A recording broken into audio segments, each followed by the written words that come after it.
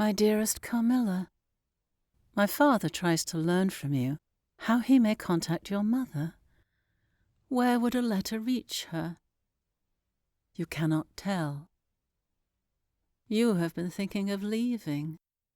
You say you have presumed too much on our hospitality. He will not consent to it. We should suffer too much at your loss, he says. You have seldom been so happy, and tell him so. He kisses your hand. When we are alone together, I ask you, will you ever confide in me? You smile. I ought not to have asked you. You tell me I am dear to you, that you are under vows more awful than any nun. You dare not tell your story, not even to me. But the time is very near when I shall know everything. You tell me love is always selfish. The more ardent, the more selfish. You tell me you must come with me, loving me to death, or else hate me and still come with me, and hating me through death and after. Now, Carmilla, you are going to talk your wild nonsense again. What's that? A ball? Was I ever at a ball? No. What is it like? How charming it must be. Years ago. You are not so old. Your first ball can hardly be forgotten yet. Something occurred that night. You were all but assassinated in your bed. Wounded here. You touch your breast. And never the same since. Were you truly near dying? A strange, cruel love that would have taken your life. Oh, but you are now tired and want to sleep. You are lying with your tiny hands buried in your rich, wavy hair, under your cheek, your little head upon the pillow.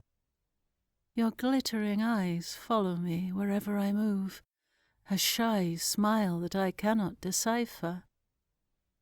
I bid you good night, and creep from the room with an uncomfortable sensation. I wonder, have you ever said your prayers? I have never seen you upon your knees. Each morning you come down, long after family prayers are over. You never attend our brief evening prayers in the hall. You once told me in careless talk that you had been baptized. But for that, I should have doubted your being at all a Christian. The precautions of nervous people are infectious, especially to those of a like temperament. I have adopted your habit of locking my bedroom door. My head is full of midnight invaders and prowling assassins. Like you, I make a brief search through my room to satisfy myself that no lurking murderer or robber is ensconced. These wise measures taken, I get into my bed and fall asleep. A light is burning in my room, an old habit.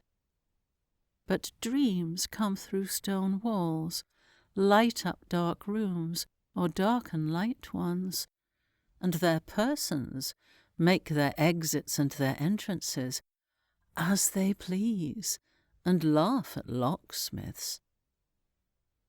I dream that night. It is the beginning of a very strange agony. I cannot call it a nightmare, for I am quite conscious of being asleep. I know I am in my room and lying in bed.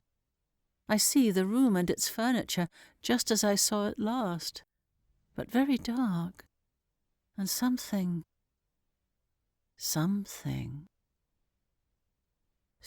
is moving around the foot of the bed.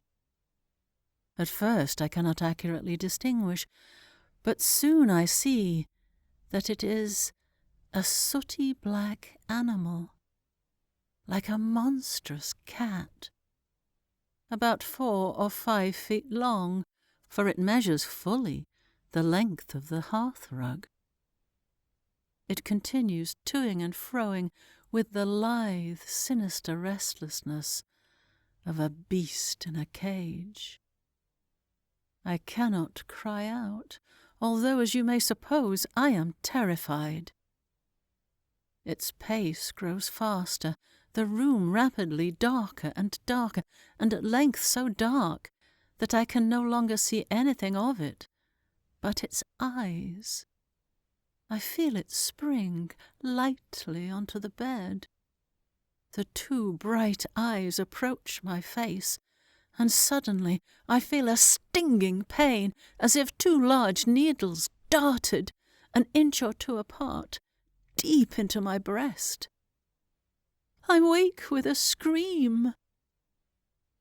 The room is lighted by the candle that burnt there all through the night, and I see a female figure standing at the foot of the bed. A dark, loose dress, its hair down and covering its shoulders. A block of stone could not be more still. Not the slightest stir of respiration. As I stare, the figure appears to have changed its place and is now near the door. Then, close to it, the door is open, and it passes out. Have you, Carmilla, been playing a trick on me? Did I forget to secure my door? But no. When I run to it, it is locked as usual on the inside. Horrified, I spring back into my bed, cover my head up with the bedclothes, lie there more dead than alive, till morning.